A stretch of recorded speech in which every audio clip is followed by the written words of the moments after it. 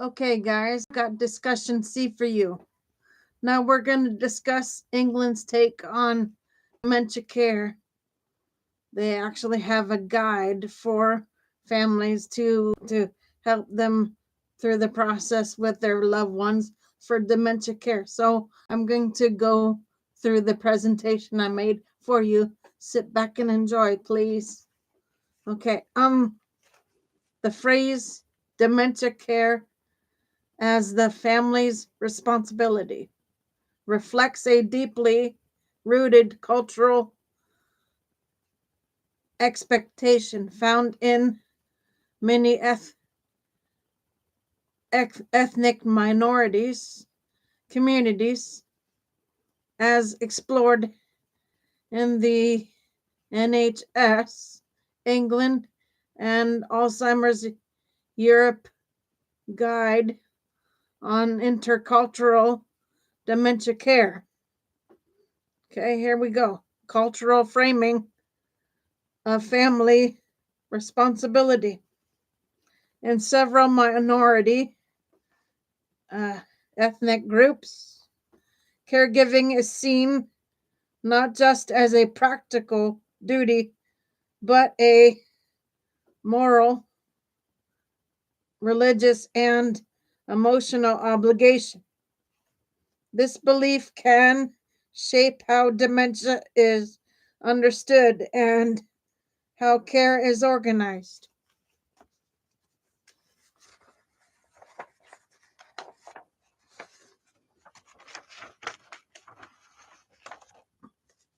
Religious and cultural duty. Families may feel spiritually compelled to care for elders, viewing it as a test of faith or a way to uphold family honor. Pride and shame dynamics. Accepting outside help might be seen as failing one's duty or bringing shame, especially if caregiving is gendered, often falling to women. Gratitude and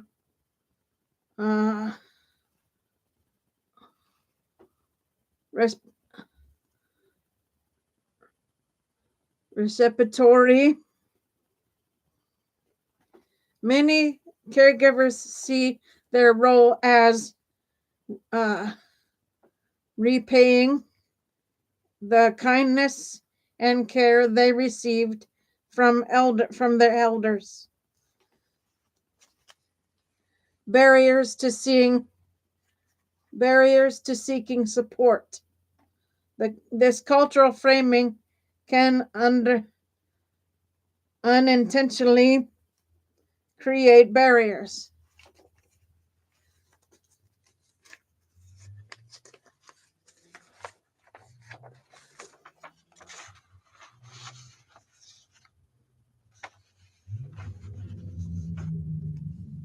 Families may decline professional services, not just because they don't need help, but because services feel culturally mismatched or stigmatized.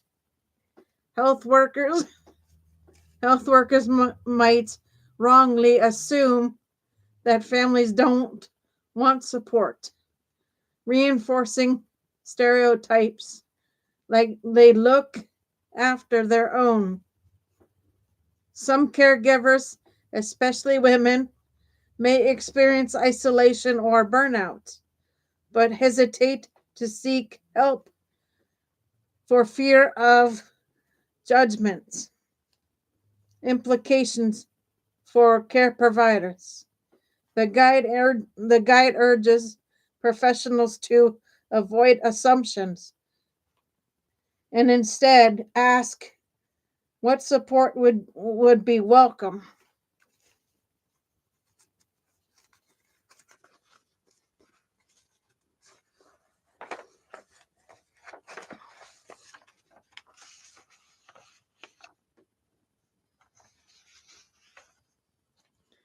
frame services as tools to enhance caregiving, not replace it.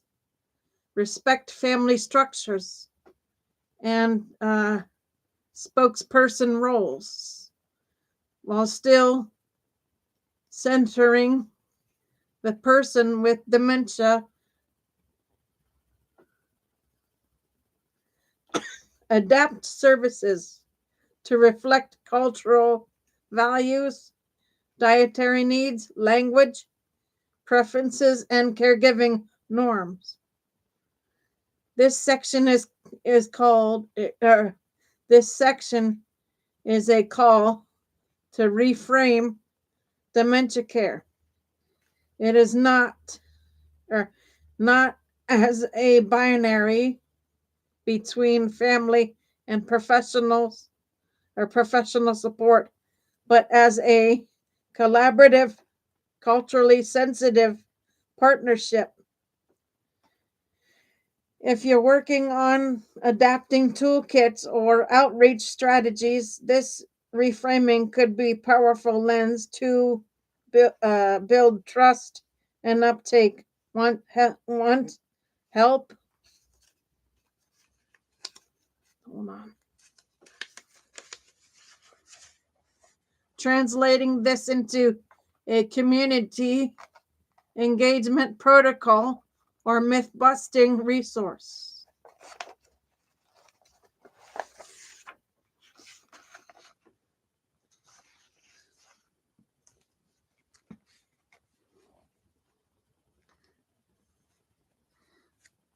I'd love to co-create it with you. Chapter 3, titled Intercultural Care and Support, is a pivotal section in the Intercultural Dementia Care Guide, published by NHS England and Alzheimer's Europe. It builds on earlier chapters by shifting from understanding cultural differences to actively applying that knowledge in care settings. Core message. This chapter emphasizes that person-centered care must also be intercultural, meaning it respects and integrates the cultural, religious, and linguistic backgrounds of people with dementia and their families.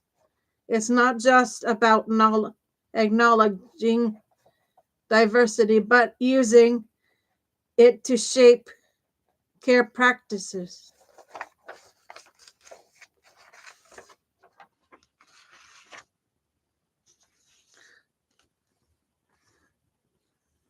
Key concepts introduced. Cultural awareness, knowing that people have different traditions, beliefs, and values. Cultural sensitivity, respecting those differences without judgment. Cultural competence, combining awareness and sensitivity with practical skills to deliver appropriate care.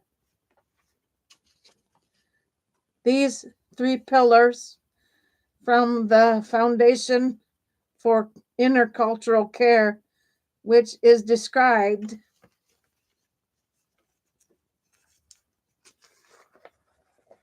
as a proactive involving process, not a checklist.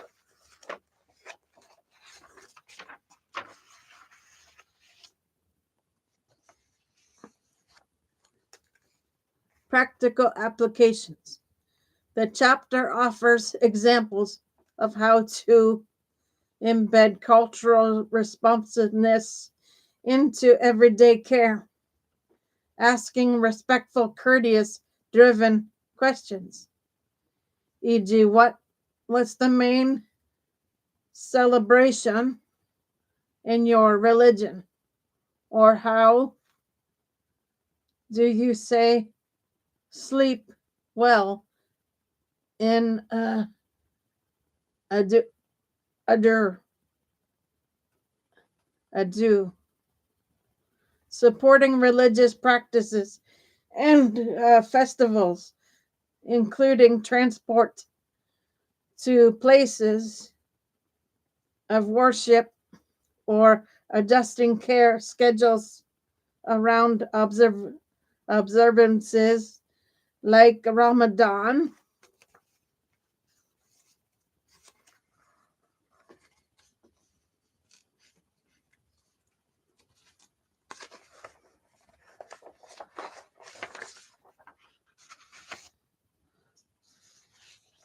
Respecting clothing preferences and helping with culturally significant garments, e.g., scarves, turbans, understanding hospitality norms when entering homes, e.g., removing shoes, accepting tea, adapting food and drink to religious dietary restrictions and cultural preferences.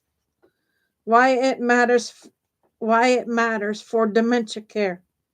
People with dementia often rely on familiar routines, sensory cues, and emotional connections. Cultural elements like music, food, language, and religious rituals can be powerful anchors for identity and comfort. This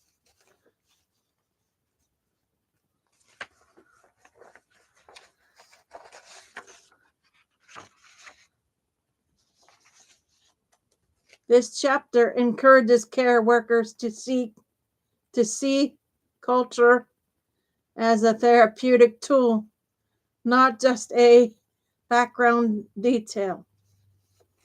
Implications for your work. Given your expertise in participatory design and culturally adaptive toolkits, this chapter offers rich ground for co-creating life review prompts that reflect cultural milestones and values, designing training models that build cultural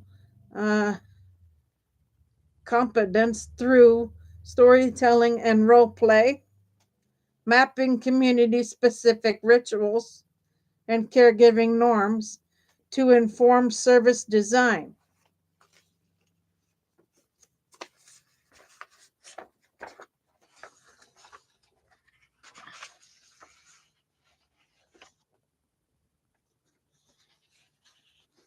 Okay. Would you like help drafting an intercultural care checklist or adapting this chapter into a community workshop format? I'd be thrilled to collaborate. Chapter 4 of the Intercultural Dementia Care Guide, titled Language and Communication, explores how language shapes the quality of dementia care, especially in multicultural settings. It emphasizes that communication is not just about exchanging information, but about building trust, conveying empathy, and preserving identity. Why language matters in dementia care.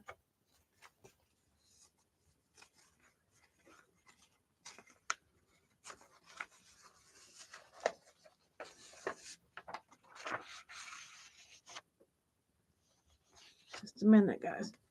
Language loss is common in dementia, especially for languages learned later in life.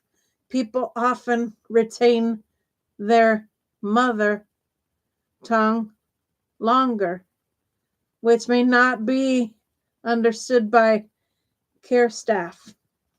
Multilingual families present unique challenges.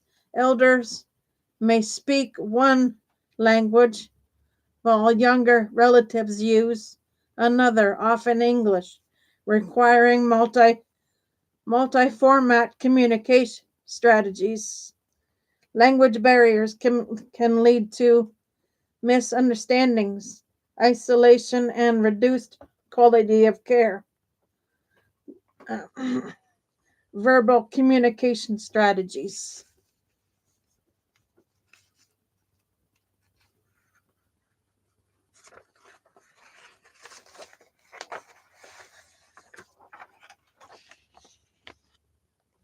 Use short, clear phrases and allow time for responses. Learn and use keyword phrases, keywords or phrases in the person's native language. Avoid assumptions. Language proficiency varies by gender, generation, and social roles. Be mindful of tone, placing, and emotional cues. How something is said often matters more than what it is, more than what is said. Nonverbal communication. Pay attention to gestures, facial expression, eye contact, and physical proximity.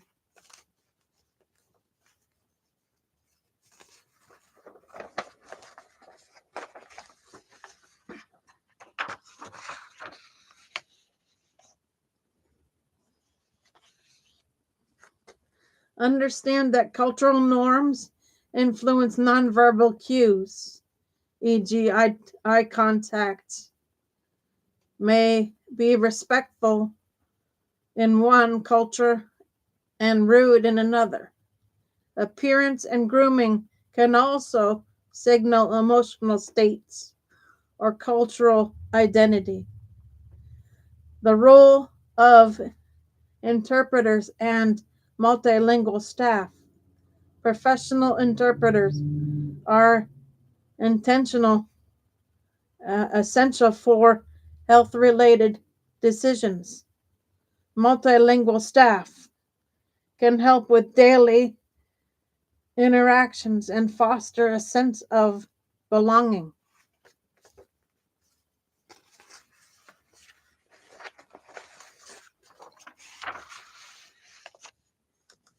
Be courteous when using family members as interpreters. They may feel conflicted or overwhelmed, especially children. Implications for youth for your work. This chapter offers rich material for designing language accessible caregiving toolkits. Give me a second, guys.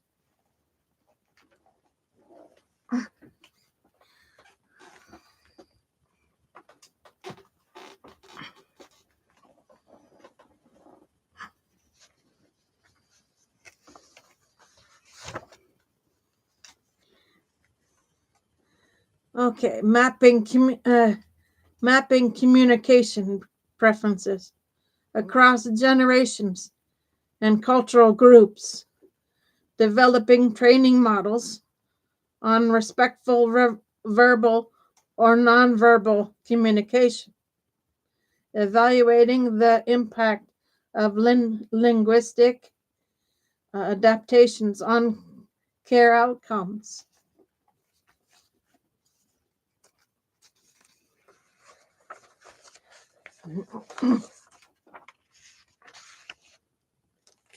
Would you like help drafting a multilingual communication protocol or integrating these insights into participatory training guide.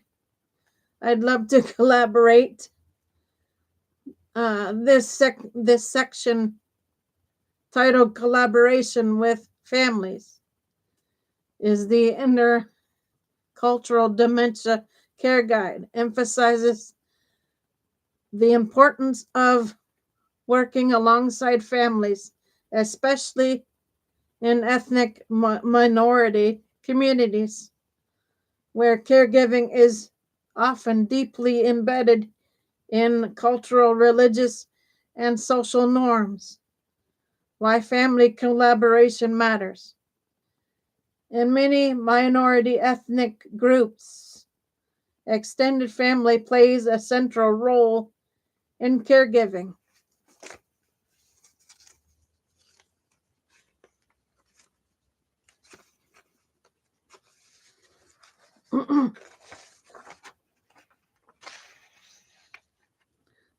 Families often act as cultural mediators, helping professionals understand traditions and language and preferences. Their involvement can enhance trust, improve quick care quality, and ensure that services feel respectful and relevant. However, the guide cautions that not everyone has family support, and assumptions about family involvement can exclude or overlook individuals. Cultural expectations may pressure families to provide care, even when they're struggling or unaware of available services.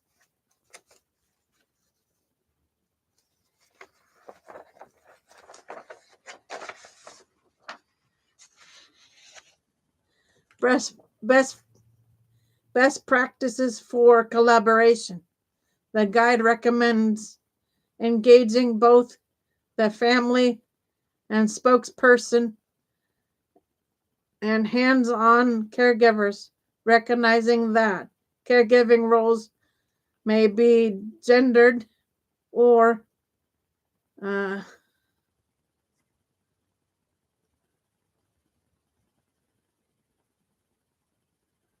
uh, inherited. Avoiding assumptions. Some families may welcome support, others may resist it due to stigma, pride, or lack of culturally uh, competent services. Framing services as a tool to enhance caregiving, not replace it. Respecting diverse views on care quality, including preferences for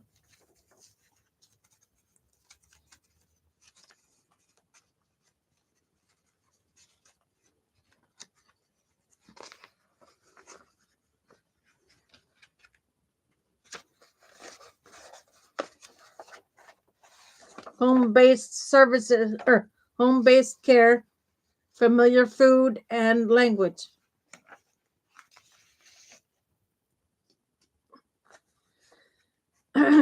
Implications for care settings. In residential or hospital environments, families may want to stay involved, bringing food, offering companionship, or performing rituals.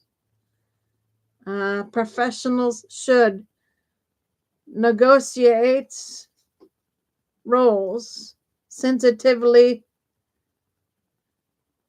acknowledge different cultural norms around caregiving. Collaboration should supplement, not substitute, culturally competent professional care for your work. This section offers a rich ground for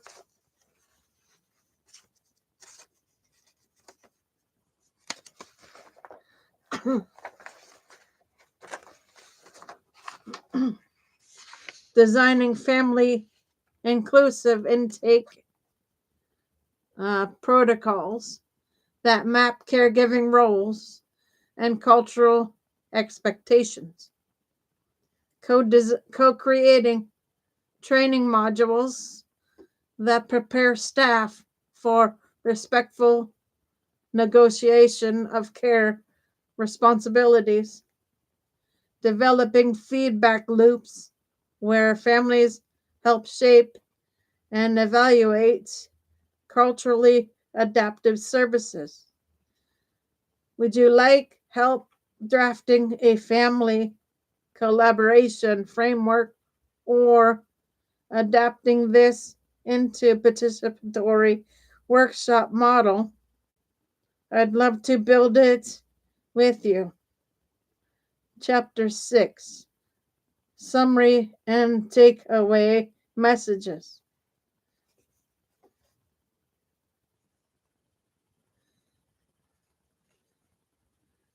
Distills the core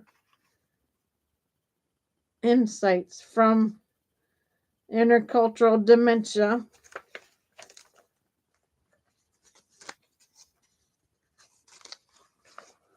care guide into a set of reflective principles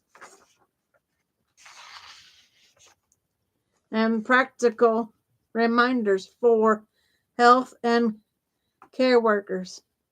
It reinforces the importance of balancing cultural awareness with individualized person-centered care. Key themes from the chapter: shared cultural traits versus individual differences. People from the same ethnic community often share language, region, and traditions and values, but these are not static or universal. Cultural practices evolve within families and communities, and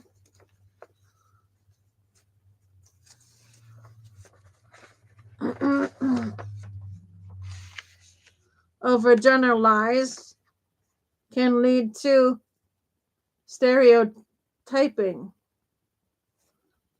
The guide urges professionals to recognize commonalities without losing sight of each person's unique identity and needs. Cultural competence is a journey. Cultural awareness, sensitivity, and competence are not one-time achievements. They require ongoing learning, humanity, and dialogue, not just reading a guide. Mistakes are part of the process, and curiosity is encouraged. Family dynamics and help seeking. Some ethnic minority families prefer to provide care themselves, often due to cultural or religious expectations. These preferences may be shaped by beliefs about dementia causes, e.g., spiritual punishment, heredity, or aging. Professionals should offer support without judgment and adapt services to be culturally acceptable and accessible. Avoid assumptions.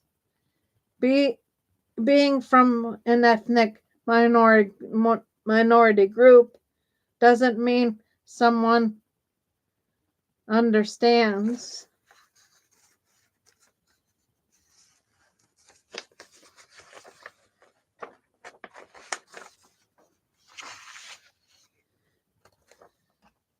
All others from that group should be respected to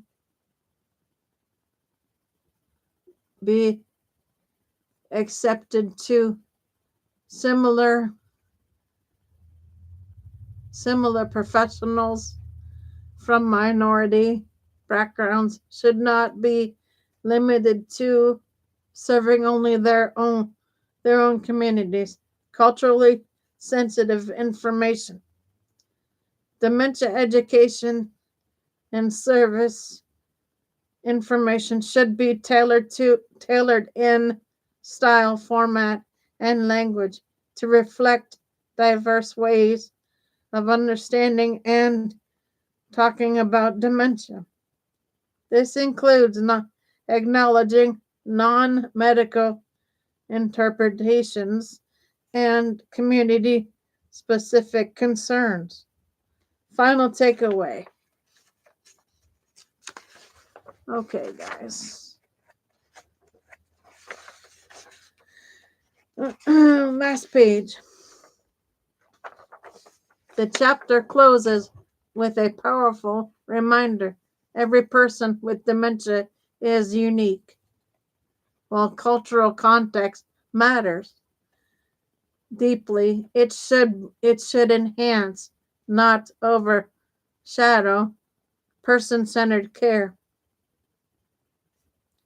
This chapter offers a strong foundation for building evaluation matrix, training modules, or community engagement protocols that honor both cultural adherence and individual dignity. Want to co-create a set take home principle tailored to specific community or toolkit you're developing. I'd love to help. Okay, guys, so that is it for tonight. I will see everybody tomorrow for shows. For now, Gator Wellness, take care, folks.